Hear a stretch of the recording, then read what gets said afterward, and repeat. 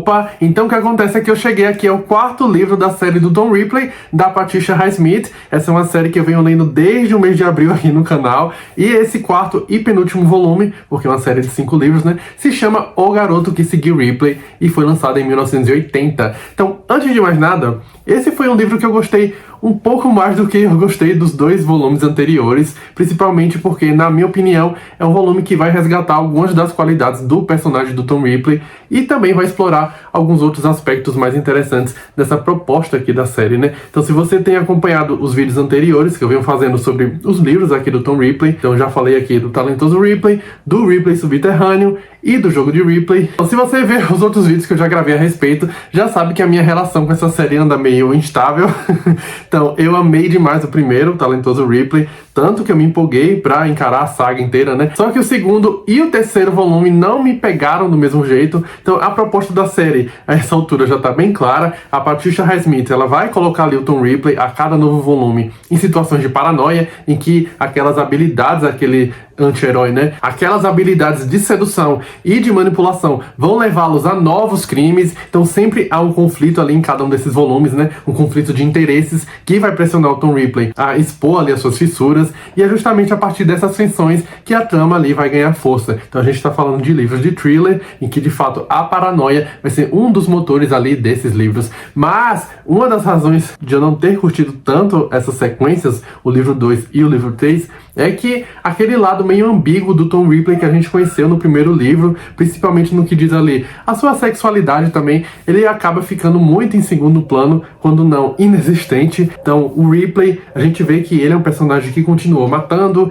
mentindo e manipulando, né, sempre com muita classe, uma coisa muito fria, muito calculada, mas dava a impressão de que a Patricia Highsmith, ela estava muito mais interessada em experimentar novos formatos para o gênero do thriller, do que de fato aprofundar essa dimensão tão ambígua ali do Tom Ripley, né? Só que aí, lendo esse quarto volume aqui da série, né, O Garoto que Seguiu Ripley, me caiu a ficha de que talvez toda aquela aparente heteronormatividade que o Tom Ripley vinha performando ali no segundo e no terceiro livro também pode ser vista como uma performance. Então, todo aquele silêncio sobre a sexualidade dele, né, não vai necessariamente ser uma ausência, mas talvez uma forma ali que a Patricia Highsmith tem encontrado de reforçar toda essa máscara que o Tom Ripley representa, né? Então talvez essa recusa da Patricia Highsmith em explorar mais abertamente esse lado, né, seja também parte da proposta aqui do personagem, né, parte desse jogo de encobrimento que define tão bem aqui o Tom Ripley. Só que aí, chegando nesse quarto volume, a gente vê que inevitavelmente esse lado mais ambíguo e mais íntimo aqui do Tom Ripley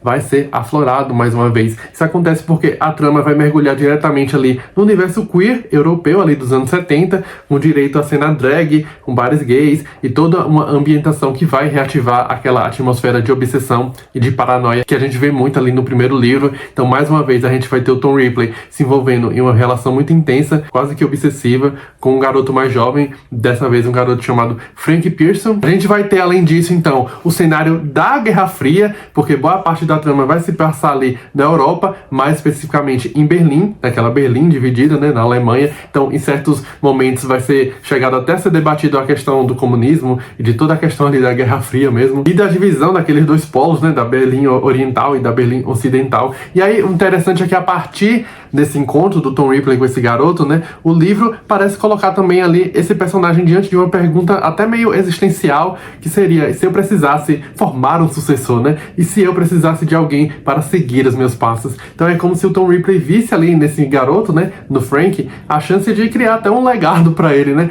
e passar adiante toda aquela sua expertise, a sua frieza, e aquela estratégia, aquela forma muito peculiar de enxergar o mundo, né, e de enxergar as pessoas. E aí, esse quarto volume aqui, ele vai virar quase que um aulão do Tom Ripley, um ensaio ali do que aconteceria se ele tentasse realmente moldar alguém à sua própria imagem. Mas, antes que alguém tire muitas conclusões precipitadas, vou falar um pouco mais aqui da premissa desse livro, né? Então, mais uma vez, a gente vai encontrar no começo da história o Tom Ripley levando a sua vida muito tranquila, ali no interior da França. Ele mora numa mansão chamada Belle Ombre, com a esposa dele, a Heloise, é uma jovem francesa ali mimada, é uma socialite, né? E junto também da governanta deles, então tudo segue em paz, até que numa noite vai aparecer um adolescente americano meio estranho, seguindo ali o Tom Ripley na rua. Esse adolescente se chama Frank Pearson, ele é um garoto de 17 anos e ele é filho de um bilionário americano. O que acontece é que o Frank fugiu dos Estados Unidos carregando um segredo bem pesado. O pai dele tinha acabado de morrer num aparente acidente ali no estado do Maine, se eu não me engano,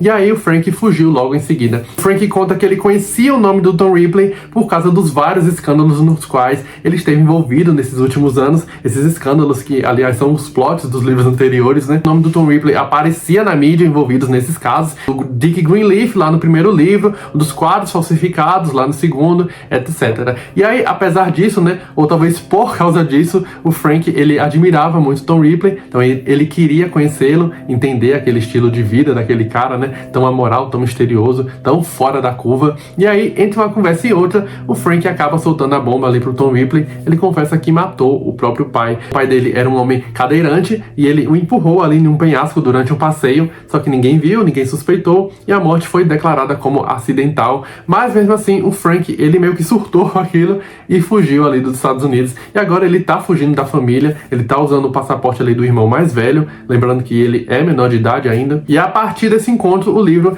vai mudar aqui um pouco de tom. A gente vê o Tom Ripley assumindo quase que naturalmente aquele papel de tutor daquele menino, né, de mentor. Então a gente vê que o Frank é um jovem muito instável, ele é bem paranoico, ele vive ali à beira de um colapso por conta da culpa do que ele fez, né. Ele também tem uma menina que ele gosta ali nos Estados Unidos e cuja aparente diferença dessa menina o afeta bastante, isso vai ser muito importante pra trama, inclusive. E aí o Tom, que já matou, sei lá, umas 7, 8, 10 pessoas aqui ao longo da série, ele vai guiando aquele menino com aquela frieza meticulosa de sempre, impedindo que ele confesse ou que ele surte. A culpa em alguém como Frank apareceria de alguma forma, em algum momento.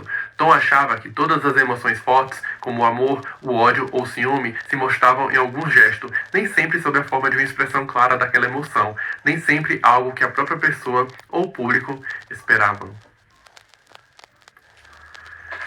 O que é interessante naquela dinâmica que os dois estabelecem é o fascínio do Frank pelo Ripley, que é muito evidente. Ele idolatra ali o Tom Ripley, e o Tom, por sua vez, ele vê no Frank uma espécie ali de discípulo em potencial, e a gente vai entendendo isso mais pra frente. Então é impossível não lembrar da relação que o Tom tinha com o Dick Greenleaf lá no primeiro livro, né? Aquela dinâmica de poder, de admiração, também de tensão mal resolvida. Então aqui com o Frank, a coisa sempre vai flutuar entre o paternal e o romântico, e o perturbador também. A história vai dar umas viradas meio malucas. Eles vão sair ali da França, depois eles passam por Paris, depois eles seguem para Berlim, como eu mencionei, né? Aí eles vão para Hamburgo e mais pro final para os Estados Unidos. E aí no meio de tudo isso vai acontecendo essa trama, né? Que é até meio rocambolesca. Então a gente vai ter sequestro e disfarces. E durante todo esse percurso, né? A gente vê o Tom Ripley ali de um jeito meio torto, tentando salvar o Frank daquela culpa, daquele peso emocional que ele carrega pelo assassinato do pai, né? E aí o mais curioso é que pela primeira vez a gente tá vendo um Tom Ripley quase que afetuoso mesmo, de uma forma genuína. Então ele tá bem protetor, ele realmente parece se importar com aquele menino, né? Não é mais então sobre escapar ali de acusações, ou tentar manter um estilo de vida ali muito refinado, sem sobressaltos, ou tentar encobertar assassinatos, né? Então esse livro é realmente sobre o Tom Ripley tentando ajudar alguém. E aí, em determinado momento da história ali em Berlim, o Tom tenta convencer o Frank a voltar para os Estados Unidos e seguir com a vida. Só lembrando, como eu mencionei, a morte do pai dele foi tida como acidental, então ele nem é suspeito, não existe nenhuma investigação sobre aquilo. Ou seja, o Frank, ele realmente está fugindo sem um motivo real, é mais por conta da culpa interna mesmo, do que qualquer risco concreto. Tom aceitou uma cerveja e pagou o barman adiantado. Adoro essa fantasia louca daqui, disse Tom para Eric. Referia-se aos eventuais travestidos, a maquiagem, os flertes de brincadeira, as risadas e o bom humor em toda parte. Aquilo o animava, como a abertura de sonho de uma noite de verão sempre fazia antes dele ir à luta. Fantasia. Coragem era algo totalmente imaginário, uma questão de estado mental.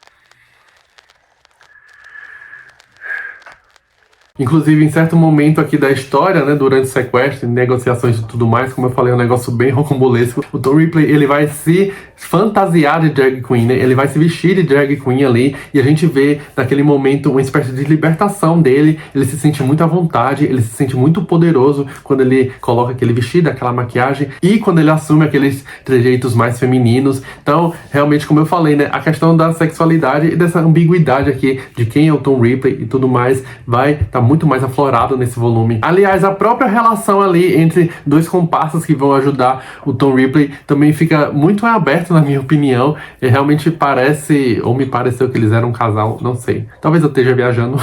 Voltando a esse ponto da sexualidade mais uma vez do Ripley, né? Lá no primeiro livro eu já achava que existia algo de psicossexual nas motivações dele, naquela relação obsessiva que ele tinha com Dick Greenleaf, né? Mas aqui realmente fica muito mais evidente. Então, dá pra dizer com muita tranquilidade que o Tom Ripley, ele tem umas tendências bissexuais, ainda que bastante reprimidas, e nesse livro isso vai saltar muito aos olhos. A gente vê aquele disfarce de drag queen do Tom Ripley, né? Parece liberar um lado dele, ele passou a vida tentando esconder. Cada erro na vida, pensava Tom, deveria ser acompanhado de uma atitude, fosse ela certa ou errada, construtiva ou autodestrutiva. O que era tragédia para uma pessoa não significava nada para outra, se ela pudesse assumir a atitude correta em relação ao fato.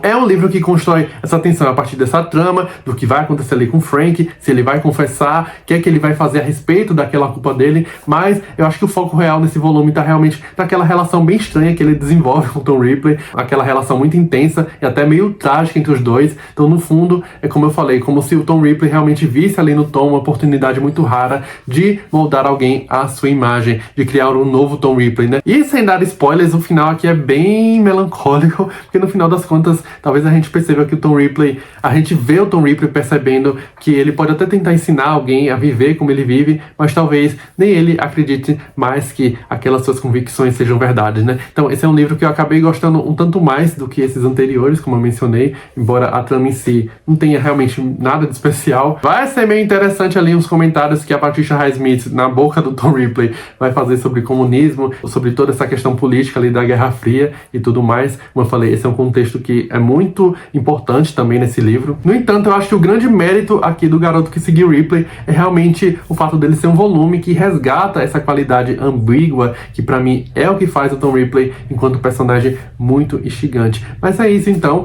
Agora só me falta o último livro aqui da série pra ser lido, que é o Ripley Debaixo d'Água, o 5º volume, e eu tô tentando trazer ele aqui, talvez agora no mês que vem. Eu tô meio atrasado com as resenhas, mas se tudo der certo, até o final do mês que vem ele deve aparecer aqui no canal. Nem acredito que tô perto de terminar a série do Tom Ripley, mas enfim, é isso então. Se você gostou aqui do vídeo, deixe seu like, e conta aqui nos comentários se você já leu esse livro, o que é que você acha, ou se de repente, ao contrário de mim, você curte essas sequências aqui do talentoso Ripley, né?